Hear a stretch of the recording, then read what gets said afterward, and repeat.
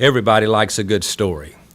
And the story you're about to hear is one of the most intriguing and exciting that I've ever heard. Errol Winson spent much of his life on adventures around the world.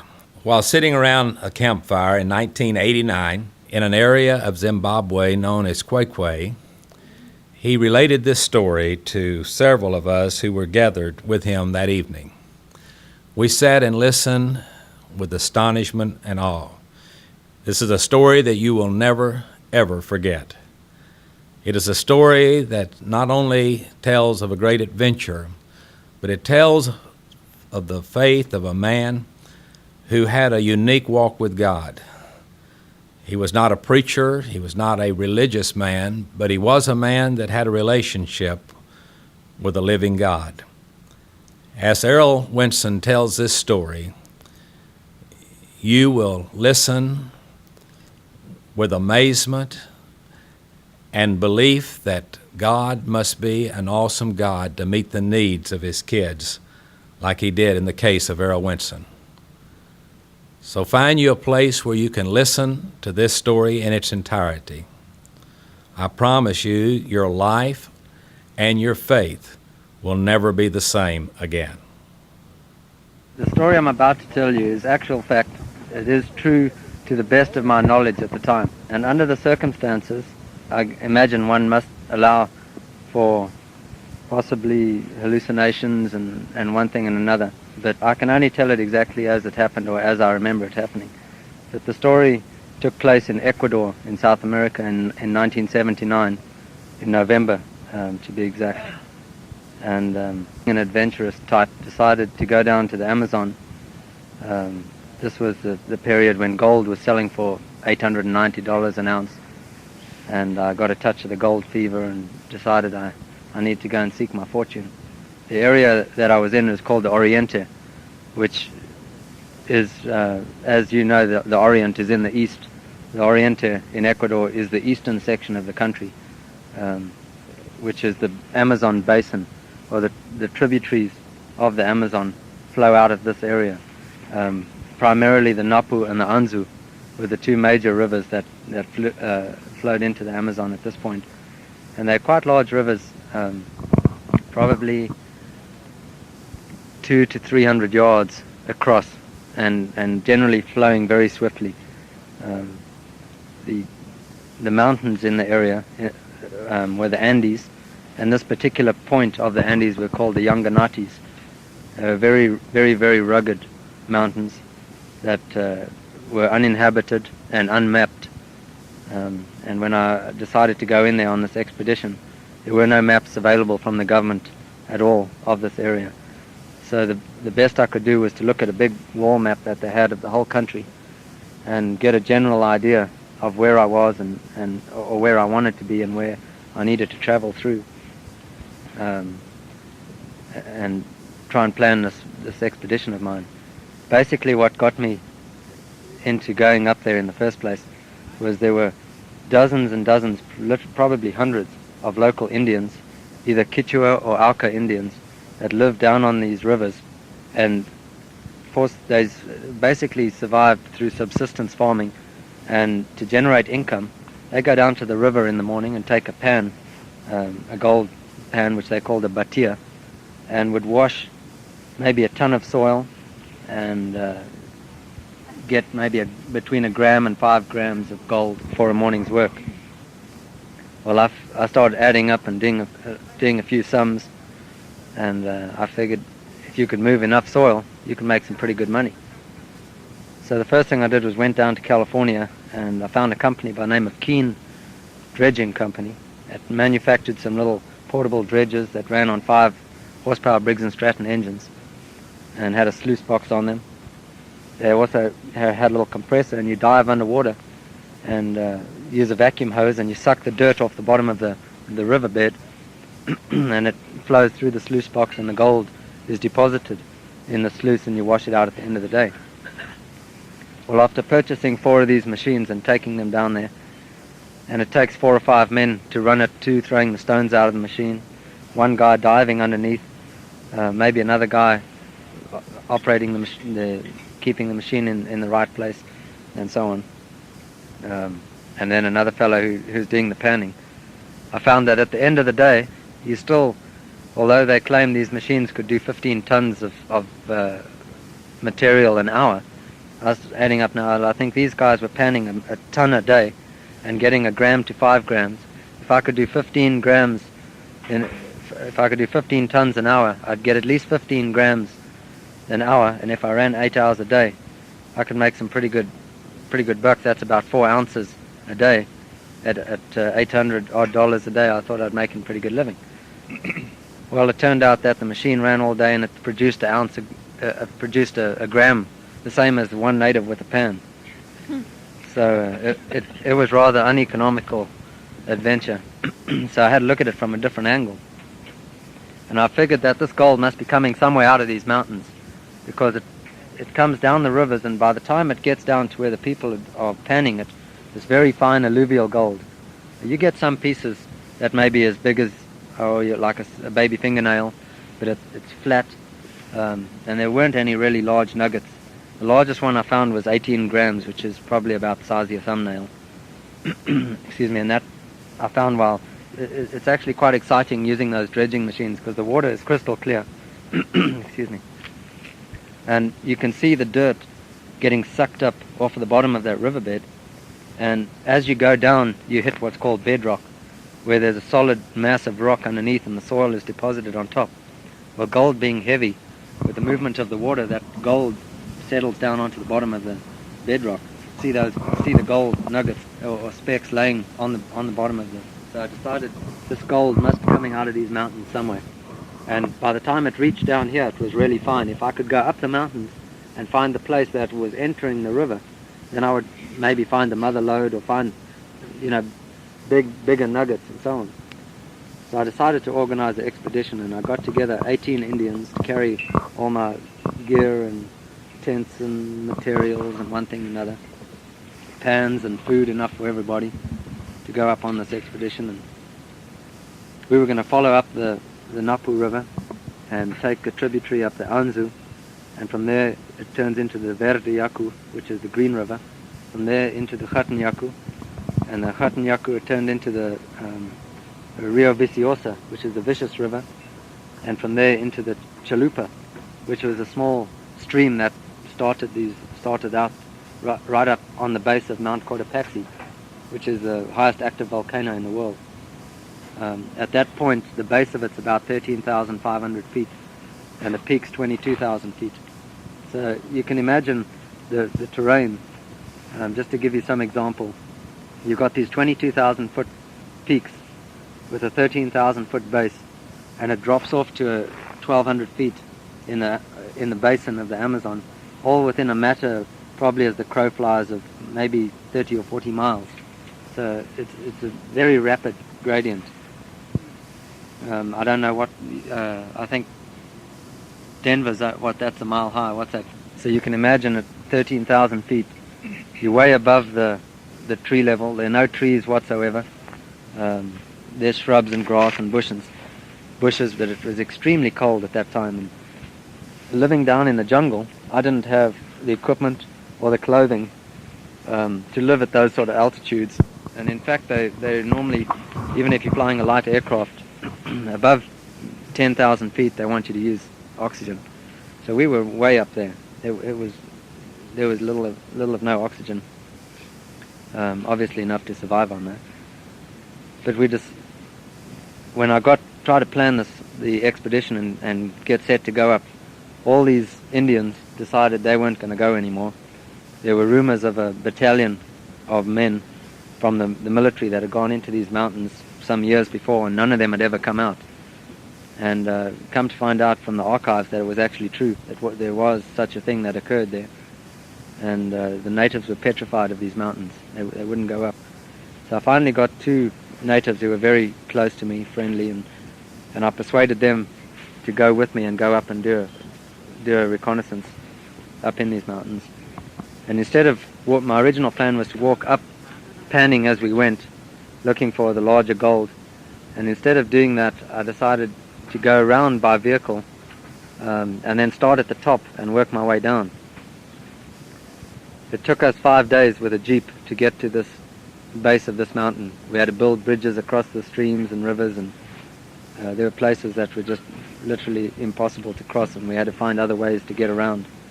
But finally a friend of mine, a fellow by the name of Ernesto, dropped me on the base of this volcano with these 2 local Indians. And judging by the map that I had, which I didn't take with me, it was a huge wall map that I'd seen, and I just made mental notes of it. I thought it would take me about 10 days to walk down the river. So I took food for 10 days and figured if I needed any more, by that time I'd be down in the jungle itself. And down in the jungle you can find natives living there, and you could get some food and so on. You couldn't carry much in those mountains because of the ruggedness. Anyway, it's pretty difficult to describe to someone just exactly how rugged the Yonganati mountains are. In the entire time that I spent up there in those mountains, there was only one place that I can recall that was at all flat, and it was about the size of our boma there. That was the only flat piece of land that we found, and we camped on it at one time. Other than that, everything is either straight up or straight down.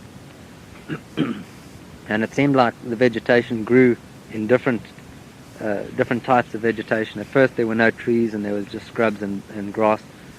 And then we got down and started getting into some tree line. And then we had a stretch that was nothing but bamboo. We walked for 2 days and nothing but just bamboo. And that was incredible part of it. I'll go back to that after a while. But after the bamboo, it turned into the jungle, real as you would imagine, or the South American, the Amazon jungle, as you know. The trees are monstrous. They're as big around as this fireplace. Canopies, which is all covered up on the top. You don't see much sunlight, and it literally rains every day. You get rained on morning, noon, and night.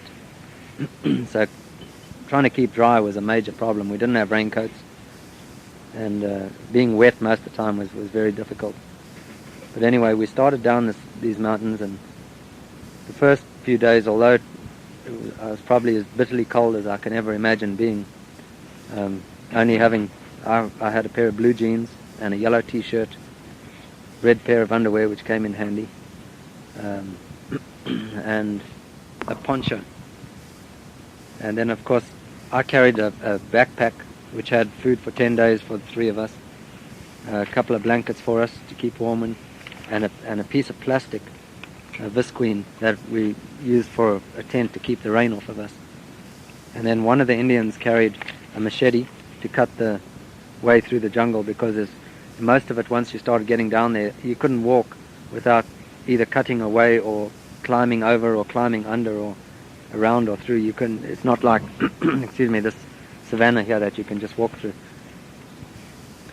So the other fellow carried the pan for panning the gold. Well, we got 4 days down the mountain, and the first 4 days was really, I wouldn't call it easy going. It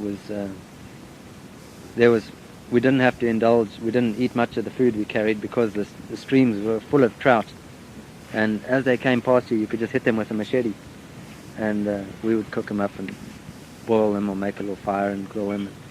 We ate a lot of the trout, trying to conserve the food. On the 4th day, we were getting into some areas that were very, very rugged and steep, and it's pretty difficult to describe, but you've got a gorge that comes straight out of the river, and there's no banks on the river. You can't walk down the river bank because there isn't one. The river just flows, and the bank comes straight out and just keeps going up for maybe 400 or 500 or 1,000 feet, and the mountain just goes straight up, and you look like maybe rock rabbits or baboons ought to live up there. But we never found any form of life. We saw some tracks of what they call wantas, which is a type of little jungle pig.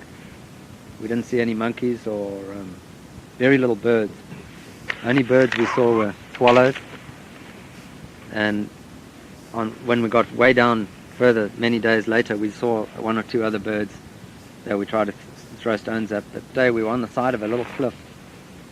I expect it was about 1 foot wide and had a sheer drop-off that I estimated was about 400 feet or so up onto the ledge, because he was rather short and couldn't get up there. And I couldn't turn around with the pack on, so I took the pack off my back and stood it up against this cliff. And as he came up onto the ledge to make space for him, I had to make a step backwards, and on doing so, my foot hit this pack and it fell off the cliff. And I watched this pack in great dismay as it rolled down, down, down, bouncing off of the rocks, and finally landed in the river below, and it just disappeared from sight. Well, we spent the rest of the day, which is about half a day, climbing back down this mountain to look for the pack, which had all our matches, all our blankets, our food supplies, and so on, which had now stranded us without anything at all other than this pan for washing the gold and a machete. So I sat down and I started thinking about it, and of course, most people who are Christians, the first thing you do is start to pray. So of course we prayed for help as best we could, and I thought, trying to think of it from a logical standpoint, I knew how cold it was back up there. The one thing I failed to mention was every day that we went down, by now the fourth day, it was hundreds of % warmer than it was up on the top. At nights were still cool, and of course it was raining and we'd get wet. But those first 2 days were bitterly, bitterly cold, and without blankets and protection, I don't believe someone could sleep up there and survive it. So I decided, well, if we'd walked 4 days already, and I estimated 6 days, I estimated 10 days to get to the bottom, I thought maybe another 6 days and we'd see the bottom. So I figured, well, it's not too difficult to survive a week without food. You know, there's plenty of water to drink.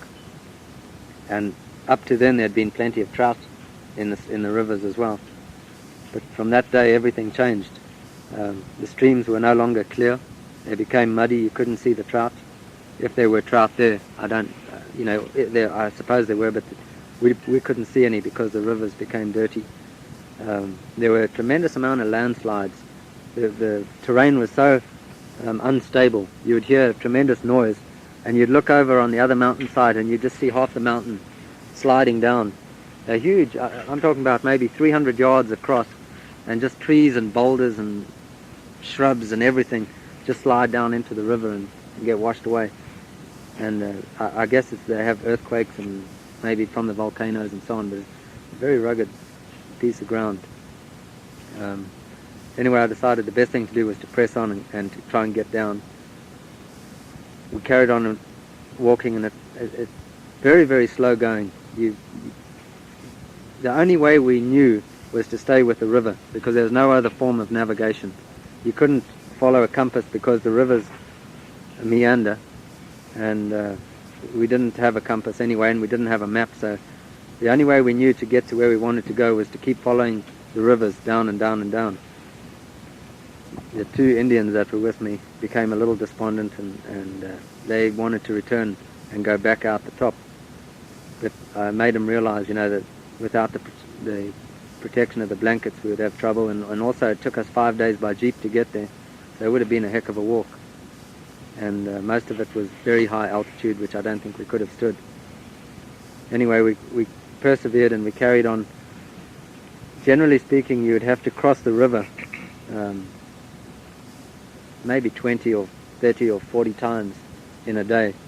You'd try and stay along one bank if there was such a thing, and then a cliff would come straight out of the river, and it went up forever, and there was no way to climb over it, no way to go around it.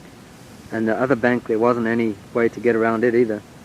So at this point the river was called the Rio Vicioso, which is a vicious river, which is what it was. It was nothing more than rapids and waterfalls just going down at a heck of a rate. But being no other way to go down, the only thing we could do was to get in the river and go with it. So we'd jump in the river and just let the current take us. And you'd come around a corner and all of a sudden there'd be a tremendous waterfall or rapids or something, and of course you'd have to swim like crazy and grab onto a rock or try and find a way to get along the edge and stay on the safest route possible. And how any of us never got injured in going down those rivers, I'll never know, but somehow that formed a big part of our transport, was just actually getting in the river and going with the rapids. And what you do is lay on your stomach and put your hands down in front of you, and that would bounce you off of the rocks, because all these rapids were caused by boulders underneath, and just keep your lungs full of air, and you were pretty buoyant. and you bounce, keep your hands out in front of you and hit those boulders and go down, and then we'd get out where we could walk again and carry on. And we used, when we got into that bamboo stuff, we cut down some of that, and we used it on many occasions for pole vaulting across the river. We'd get it from one rock and use it as a pole vault and jump to the next one, because you can't imagine, but the streams at that altitude were so freezing cold. By the time you get in there, it's like, well, I don't know what temperatures trout live in, but it's bitterly, bitterly cold. And with little protection, and then you got to sleep wet that night. It was very uncomfortable, as well as having the rain on top of you. So anyway, we persevered, and finally we walked for 10 days. And at this point there was still no sign of the end of the road, and by that I'm referring to, if you drive into the Oriente, you come through, as we have here in the Zambezi, an escarpment, which is these huge mountains, and suddenly where they hit the valley floor, it's just flat for hundreds of miles, and that's what we were looking for, to get out of there. Once you got out of those mountains, you could get the Amazon floor, and once you hit there was no problem finding transportation, because there were Indians who lived there, and you could hire a canoe or let them take you down the river, as well as get food from them. And when we hadn't reached there on the 10th day, I decided it was time to go up on top of the mountain, instead of staying down in those valleys in the bottom with the river, and try and see if I could see the valley floor. Well, we climbed the mountain. It took us the whole day to get up there. And by the time we got up on top, I climbed the biggest tree I could manage and looked out, and it was probably the most disheartening sight I could ever imagine. But I could probably see 200 miles in every direction. And in every direction was nothing but mountains.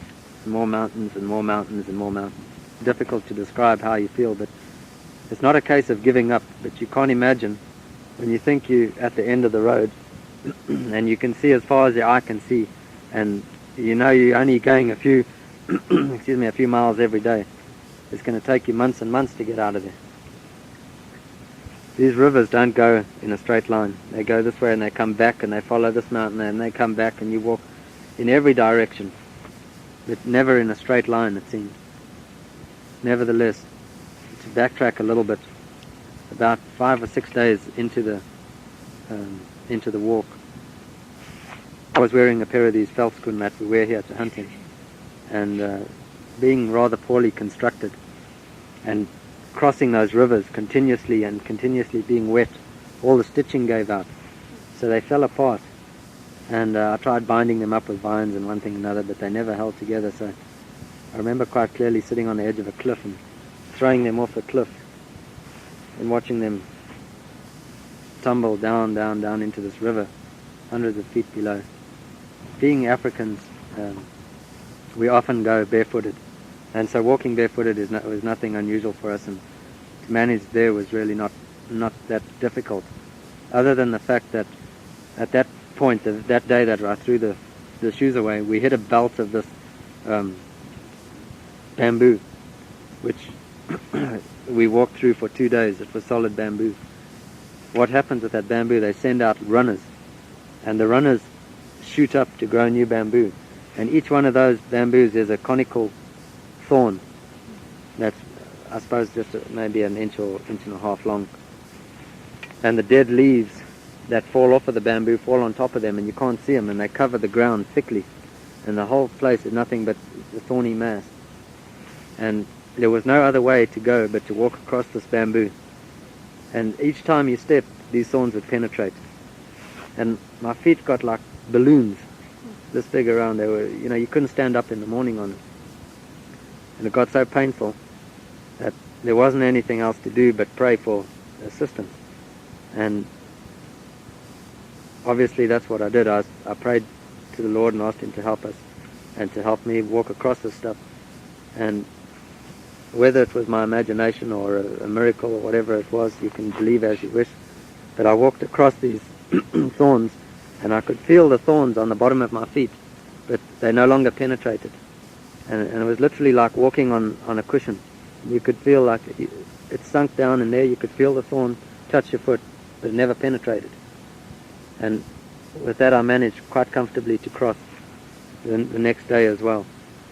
And we got through that bamboo section without any further problems. And that's where we saw the tracks of those little pigs that lived in there and ate the roots, I suppose. But on that 10th day, when we got on top there, and we saw for so many, many miles that there looked like little if no hope of reaching the end. The one Indian that was with me, the eldest of the two, when he saw that, he sat down and he said, "This is as far as I'm going." He said, "You go on without me." I said, "What are you telling me? That you're going to stay here and die?" He said, "Yes, I don't want to go on and just leave me here. I'm going to die here." I said, "Listen, buddy, if you want to die, you better hurry up and die now. Because when you die, I'm going to take a chunk of you with me." He said, No, please don't eat me." I said, "Man, this is not a movie. This is the real thing. If you die, I'm going to eat you. We're hungry that we'd had no food now for 6 days. And all we'd been eating was ants and butterflies, a few lizards, some grass. There were a few berries, looked like little raspberries, that were very sparse. We found maybe 2 bushes with them on. There was another bigger berry about the size of a golf ball that the birds were eating. And we ate quite large quantities of those.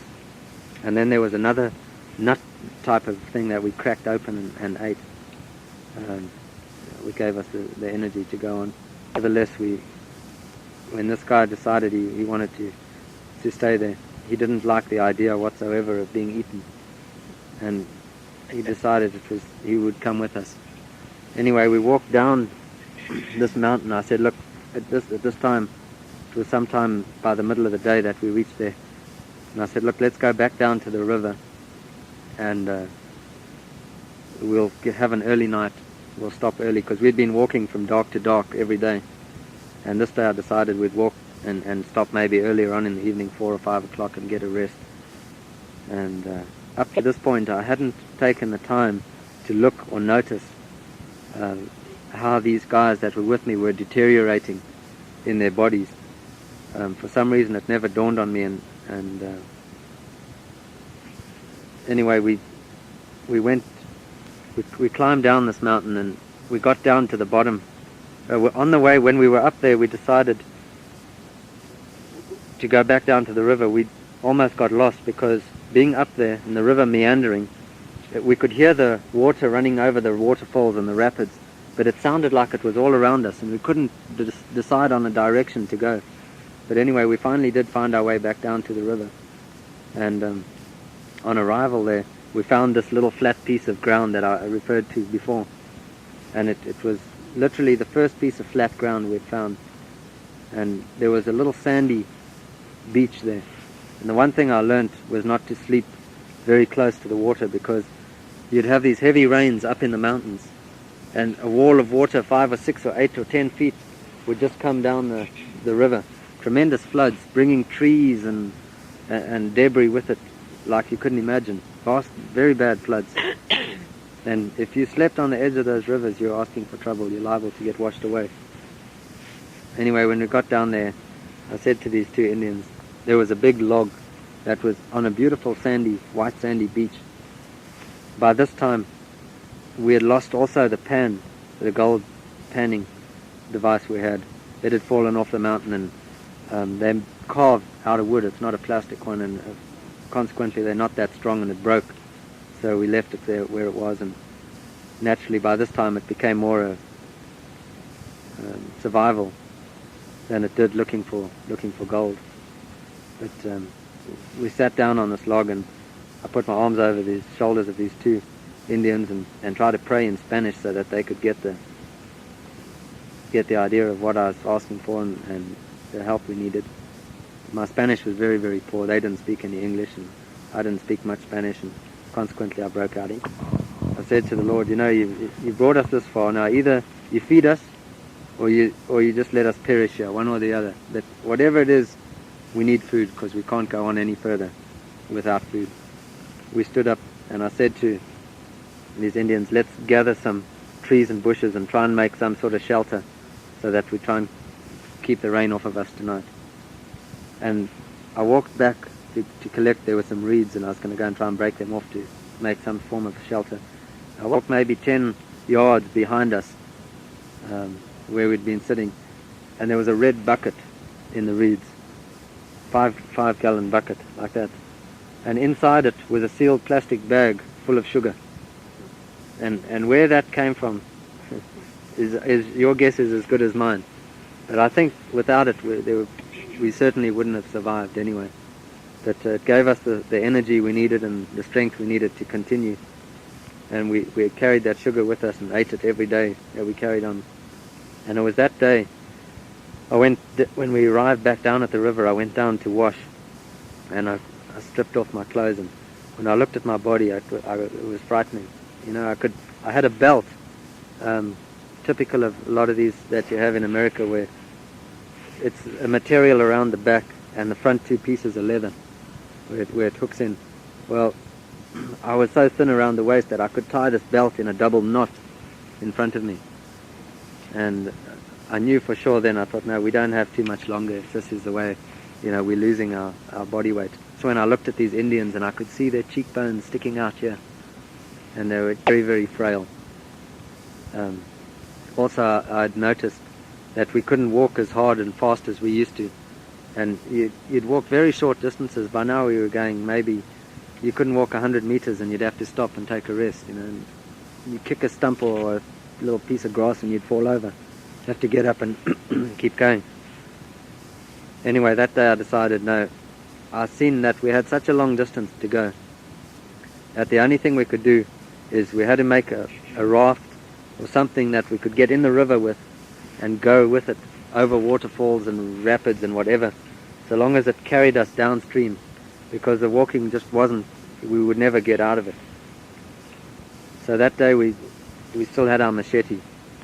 We took turns and we cut down a balsa wood tree, a big one, maybe almost as fat as that big tree there. And we cut that balsa wood tree down, cut it into 3 big logs, and then we bind it together with vines that we collected there in the jungle. And this is real jungle, big leaves and trees and heavy undergrowth that you can't just walk through. You must cut away to travel. And on top of it, you're cutting it either going straight up or going straight down, or very, very rugged terrain. Anyway, we made this raft. We rolled the logs down to the edge of the river and made the raft right there on the edge of the river, on the small little flat piece of land that I told you about. And but when we got it completed, I put the 2 Indians on the front, and I lay down on the back of it with my legs dangling in the water so that I could try and guide it a little bit. And I'd say we probably got in the water, we may have gone a maximum of 15 yards. And the current was so vicious and so strong that it took that raft and threw it up against some rocks. In fact, I still got scars in my groin where this logs dug into me, and threw the raft over. We lost our machete in the river, and we came swimming out like 3 old wet ducks, sat on the bank there, and we're feeling very sorry for ourselves. Spent the whole day making a raft, and we went 15 yards. So that was out of the question. It was obvious that wouldn't survive. That there was no way we could make anything to go down. So we carried on walking, and it was. I remember very little of the last days of walking, other than the fact that I remember on one occasion we found a snake. It was a long green snake, and we tried to kill it, and I picked up a stick, but I had such little energy that every time I tried to hit it, the snake just moved. And by the time I got there and I'd go there and try and hit it, the snake would just move, and I could never kill the snake. But there was millions and millions and millions of butterflies, and that's one of the things. We really ate a lot of butterflies, and there were a lot of ants as well. We did kill a few frogs and ate those, and lizards as well. I don't remember exactly what day we stopped walking, but we continued on. It was within a few days of the end, that when we were rescued, that I first saw a light aircraft flying overhead, but it was very, very high, and there was no way that they would ever have seen us. We were in a tremendous gorge, maybe 2,000 feet or more straight down, and we were on a little ledge along the side, and it flew over the top, way up above. You know, of course we waved and jumped up and down and shouted and did what we could, but the aircraft flew over us 3 or 4 times without any joy. Nevertheless, we persevered, and we found by the end we were literally at the stages where we were crawling without, you couldn't really walk any distance. You could walk 20 or 30 yards. You'd have to get on your knees for a way and get your breath and try get up again and walk 20 or 30 yards, and you get down again. And that went on for 28 days. And finally, all this time we're expecting, because I told the guy, I said, if we didn't come out of here after 10 days, 12 days maximum, you send a search party for us. And I was expecting helicopters to come and look for us. And the sound of this river running over rapids and waterfalls continually in your ears sounded like the blades of a helicopter coming. And it drove you mad. All day long you were thinking you were hearing helicopters, but you never saw them. And then finally, all of a sudden, out of the blue, this helicopter came over the top of us. But they never saw us, which was, you know, the high and the low sort of thing. They flew over the top of us. And now I knew at least they were looking for us. So what I did was find a place that was the most open, where I thought they'd have a chance of seeing us, and decided to wait there to be rescued. And I think we spent 2 days there. And if I remember correctly, they flew over the one day, and then they flew back. They flew over us 3 times that day. They flew first down the river, and then they flew up the river, and then they flew back down the river. And each time they were too high, and they'd fly over the top of you. Before they ever could see you, they were gone. And consequently, I was anyway, praying for these people to take their time and get down inside this gorge and fly low where they would be able to see us. It was a military helicopter, and it was, when they didn't find us that day, we slept that night, and of course with great hopes that they'd find us the following day. And what had been arranged was the helicopter was going to take troops, and that's what it was doing that day before, and drop them like every mile or 2 miles along the river, and then they would search that mile. Because if they had to send one group of people in from the top to come down, it would take them 28 days to get there. Obviously, because that's what it took us to get to where we were.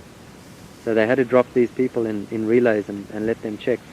Along the way, any place I found a big stone that was visible to the sky, I would collect rocks. Like if it was a white rock, I'd collect dark black rocks and write help on the rock with an arrow pointing that we had continued down.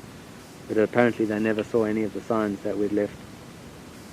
And the next morning, after they'd flown over us the 3 times, the sun came up first thing. The sun never reached us before about 9:30, 10 o'clock in the morning, because we were so far down in this gorge. It would get light, but the sun never got high enough up to shine down. And of course those first rays were glorious to us, because they'd warm your body up from the freezing at night. And there was a little rock just outside there, and I was sitting up leaning against the rock, waiting for these people to come back, listening for the helicopter. And one fear we had was the weather. If it closes in, which we'd had several days before, rain, heavy rain and fog in the mountains, where you can't even see where you're walking, let alone an aircraft being able to fly. But that morning it's blue skies, and I remember looking up as the sun came over. I got the first few rays. It was no more than 15 minutes of blue skies after the sun hit us, and all of a sudden a cloud bank rolled in, and it started raining, drizzling, and it started getting heavier, and all of a sudden I thought I heard it, and sure enough the helicopter came, and this time it was coming up, and I had this pair of red underwear, good old Zimbabwe underwear, and I was waving this and jumping up and down, had it on the end of a stick, and the helicopter went right over, and I just dropped to my knees praying that these people had seen us. And somehow the pilot said that he didn't see anything, but he sensed something. And he turned back around and came for a second look. And when he did, that's when they spotted us. And there was this cliff that we were on was a very small little ledge that stuck out. And there was nowhere for the helicopter to land, and they didn't have a crane for picking us out. So the pilot, he came and hovered there next to us and indicated to us to wait there, he'd be back, because he still had some other troops inside the helicopter, which he couldn't carry all of us at once. So he went and dropped them on an island somewhere down the river, and came back. And it was a tremendous pilot. If you can imagine a ledge sticking out of this cliff, and the trees, the bank going straight up, and trees growing out the side of this cliff. There was an area of about 6 feet where this pilot had to slide the blade of this helicopter above the ground, and missing the ground and also missing these trees that were hanging over. And he also couldn't come far enough in, or his blade would hit the bank that was growing straight up. So he literally had a U like this, which he had to slide the blade of his helicopter into. And this was no more than about 6 feet.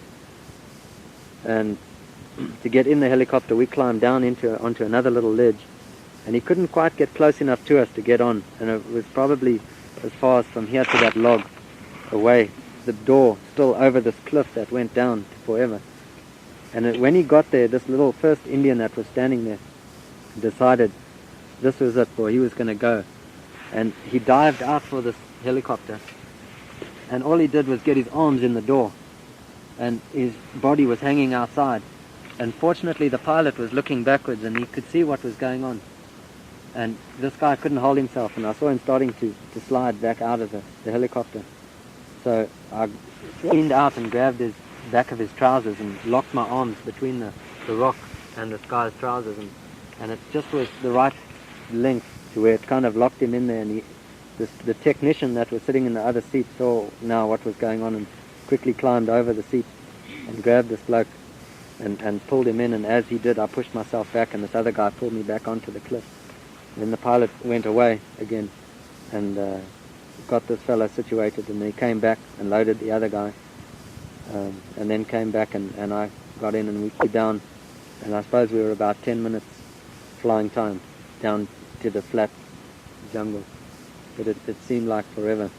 So we made good friendships up there, not only with each other, but naturally with the Lord. And you know, I saw miracles that people talk about and you read about, and you think, you know, that's ability. It happened to me, and I believe them, and I saw them. And whether you'd like to believe it, it's all true exactly as I told you. The day that, as I mentioned, it started raining when they picked us up, within minutes of them moving us out of there, those clouds rolled in, and the fog bank moved in, and they had tremendous heavy rainfalls for 3 or 4 weeks thereafter. They would never have been able to come back into the mountains, because that whole time, from there they flew us straight to the hospital, where we spent 3 weeks recuperating. We couldn't take in any food. We had no enzymes in our body to digest it, and we could only be fed intravenously. I was about 168 pounds at the time. I went down to 90 pounds. And over 6 foot, 90 pounds, I looked like old Howard Hughes. Just, you know, bones, kneecaps, bones, and I've still got bony kneecaps, but I had no meat on me at all. Backside was just big bones, like those old cows that look like they're ready to die, you know. But it was a real experience, and I decided it was time to go home after that, back to the United States. Well, have you ever heard a story like that? It just may be that while you were listening to this story, as Errol related time after time, how God intervened and heard the crying prayers of one of his kids, that you'd want to take just a moment and assess your personal life as to your relationship with Jesus Christ. Errol Winson was taken home to be with God in 2004. In the month of May, in a plane crash in the center of Texas, Errol left this body and went to be with the Lord. I know that he would want you to hear his plea that you would give very serious attention to your relationship with God. Errol lived life to the fullest. He left behind a beautiful wife and 3 very loving children, as well as many other family members. But Errol Winson was not only an outstanding professional guide and hunter and adventurer, but he was a man that walked with God, a man that tried to speak the truth wherever he went. So I want you to think again about your life and your faith. And if it might be that you need to put your faith and your trust in a God that promises to meet your every need, that you would take just a moment to bow your head and pray this very simple prayer: Dear God, have mercy on me, a sinner, and save my soul. God's willing to come into your life. He's willing to direct your path and ordain your steps. Again, I hope you've enjoyed this story, and I hope you will relate it to others and maybe even share with them this tape, because Errol's goal would be not only that you might have been able to share with him in a great, great adventure, but that one day you could share with him in the greatest of all adventures, and that is a life with God in the place called heaven. God bless you. It has been my privilege to not only be Errol Winson's friend and fellow hunter and companion on several African safaris, but I'm his pastor as well. And I would ask that if you might have prayed with me to ask Jesus Christ to come into your life, that you might contact me by calling Houston, Texas, 281-481-0239, and telling me, in order that I might relate to his family, that through Errol's death, you might have found life in Jesus Christ. So call me and let me tell them. It will be such good news for them to know that Errol's death has not been in vain, but through his passing, that many have come to know Jesus Christ personally as he did. Again, thank you for listening, and may God bless you for all the rest of the days of your life.